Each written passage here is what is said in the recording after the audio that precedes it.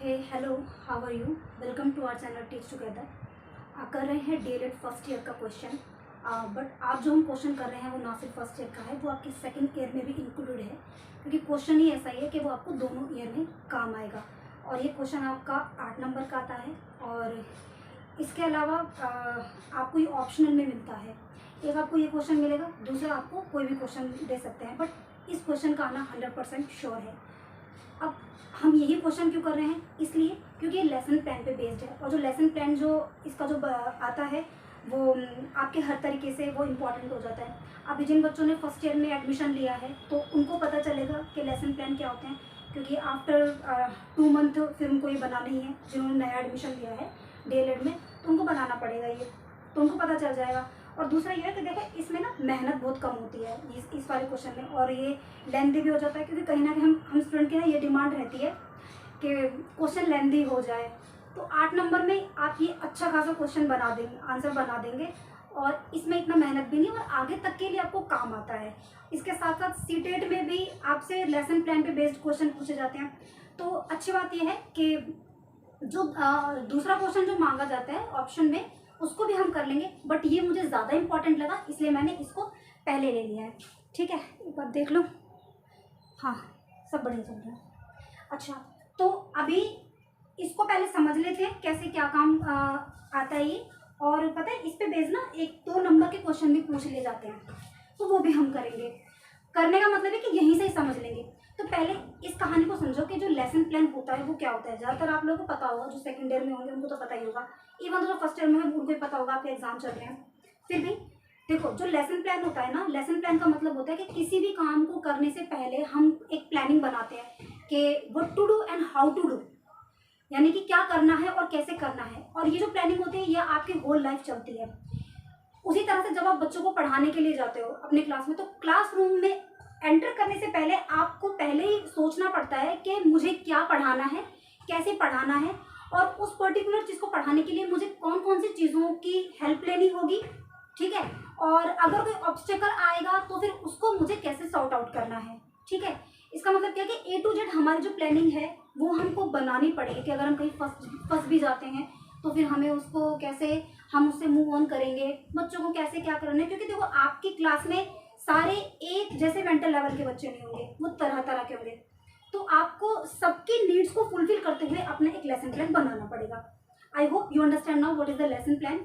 Lesson plan के ऊपर 2 mark का या 5 मार्क का क्वेश्चन भी बनता है, जैसे कि उसके जो टीचिंग एड्स होते हैं वो क्या हैं, सारी चीज़ें। थोड़ा नॉइस हो रहा है उसको अवॉइड कर देना, जब आपके एग्जाम चल रहे हैं तो आपको इधर की आवाज़ें सुन लेनी चाहिए। तो देखो, अब जब आप लेसन प्लान बनाएंगे सीधा क्वेश्चन आएगा, आपका जब 8 मार्क में क्वेश्चन आएगा तो सीधा क्वेश्चन आएगा कि भाई लेसन प्लान बनाओ, और आपको एक टॉपिक दे दिया जाएगा, या तो सिंपली आपको बोला जाएगा कि भाई लेसन प्लान बनाना है आपको इंग्लिश का। अभी मैं इंग्लिश का बता रही हूँ, बाकी और सब्जेक्ट का भी बताऊंगी कि भाई लेसन प्लान बनाओ। ठीक है, अब हो सकता है वो आपको ऐसा बोल दे कि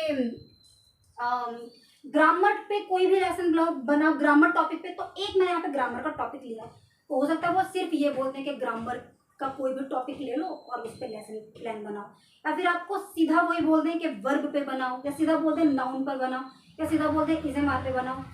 अब यहाँ मैंने इज़ेमार दिया है, या फिर वो सिंपली ये क्वेश्चन कर सकता है कि भाई एक लेसन प्लान बनाओ अपने क्लास के लिए, और क्लास का वो डिवीजन बता देगा कि फर्स्ट क्लास का, सेकंड क्लास का, थर्ड क्लास का। अब आपको एक बात ये ध्यान में रखनी है, आप चाहे फर्स्ट ईयर में हो चाहे सेकंड ईयर में हो, आपको ना 5th से ऊपर जाना ही नहीं है, यानी कि आपको 6th स्टैंडर्ड का या 7th स्टैंडर्ड का लेसन प्लान बनाना ही नहीं तो आप वहाँ पे फंस जाओगे, मेहनत ज़्यादा हो जाएगी, और मे भी टाइम आपके पास अभी है नहीं है।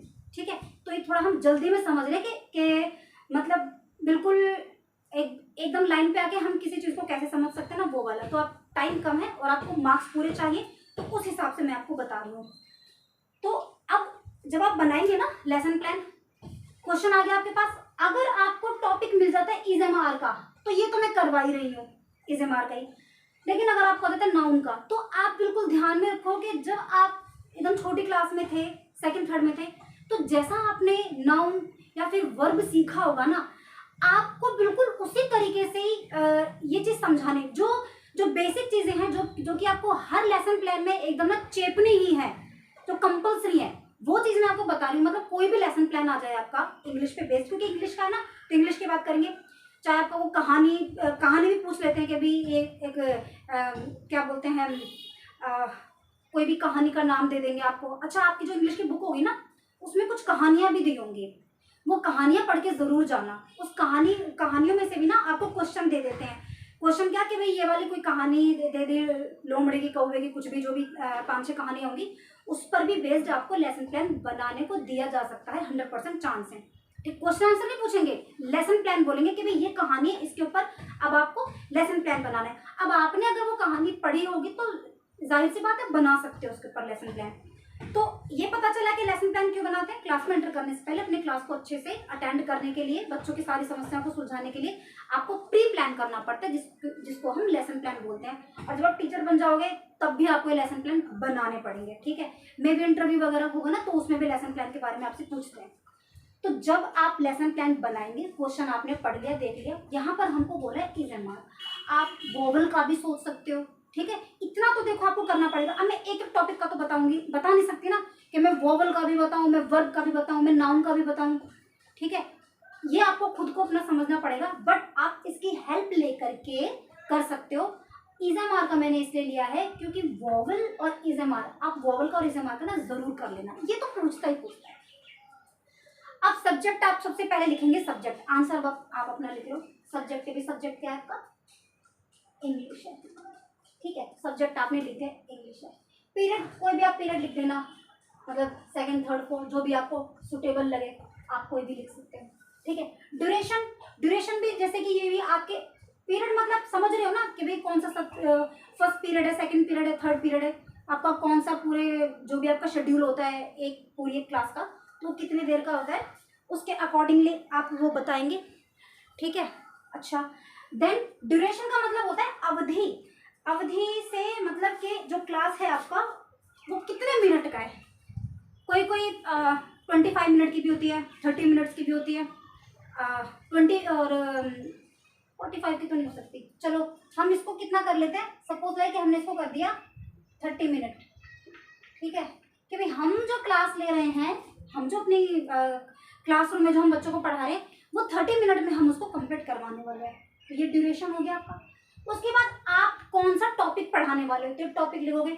ये ना, इन चीज़ों को ना भूल मत जाना, ये लिखने से कोई भी कहोगे ना, कोई भी लेसन प्लान करोगे, ये आपको रखना ही है। और अभी पॉइंट के नाम लिख देना, ये 1 2 3 मैंने लिखे नहीं है, 4 5 6 ऐसे करके पॉइंट लिखने हैं। इसके 8 वो होते हैं, 8 9 10 वो होते हैं, 10-12 होते हैं।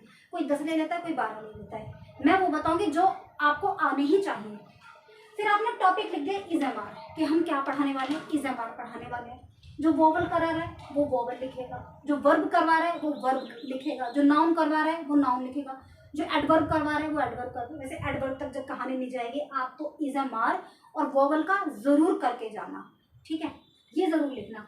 उसके बाद आते हैं जनरल एड्स। जनरल एड्स का मतलब क्या होता है, जनरल यानी कि सामान्य, एड्स मतलब कि वो सारी चीजें जिनसे कि आप हेल्प लेने वाले हो अपने पढ़ाने के लिए, बच्चों को पढ़ाने के लिए। जनरल एड्स वो जनरल हम इसलिए बोल रहे हैं कि आप चाहे कोई भी क्लास ले रहे हो, किसी भी टॉपिक की क्लास ले रहे हो, किसी भी सब्जेक्ट की क्लास ले रहे हो, तो ये चीजें तो होंगी होंगी। भाई ब्लैक बोर्ड है, ठीक है, ब्लैक बोर्ड है, मैंने बोर्ड लिखा, हाँ BOARD, हाँ ब्लैक बोर्ड है, तो ब्लैक बोर्ड तो होगा ही ना, कुछ भी पढ़ा रहे हो, एनीथिंग, ब्लैक बोर्ड तो कंपल्सरी है ना। चौक है, बिना चौक के भी नहीं पढ़ सकते ना, पढ़ा नहीं पाओगे ना। और डस्टर भी आपको चाहिए। ठीक है, अभी जैसे कि मैं आपको करा रही हूँ, तो आप क्या देख रहे हो, अब हम कुछ भी पढ़ रहे हैं, बट व्हाइट बोर्ड है ना, बट ये आपका मार्कर है ना मेरे पास, और डस्टर भी रखा है ना मेरे पास। ठीक है, तो ये चीज़ तो कंपल्सरी होगी, तो ये आपके जनरल एड में काउंट होती है। उसके बाद आता है स्पेसिफिक एड। स्पेसिफिक एड का मतलब होता है कि उस पर्टिकुलर सब्जेक्ट को पढ़ाने के लिए मुझे जो चीज़ चाहिए। भाई अगर मैं मैथ्स पढ़ा रही हूँ तो मेरे पास कुछ ज्योमेट्रिकल शेप के कुछ टूल होंगे, या फिर अगर मैं सोशल स्टडी पढ़ा रही हूँ तो हो सकता है मेरे पास ग्लोब होना चाहिए, मेरे पास एक मैप होना चाहिए, मेरे पास एक स्केल होना चाहिए। उसी तरह से अगर मैं इंग्लिश ग्रामर का कुछ करवा रही हूँ तो उसके अकॉर्डिंग मेरे पास कुछ ऑब्जेक्ट होने चाहिए जिनको बच्चे विजुअलाइज कर सके।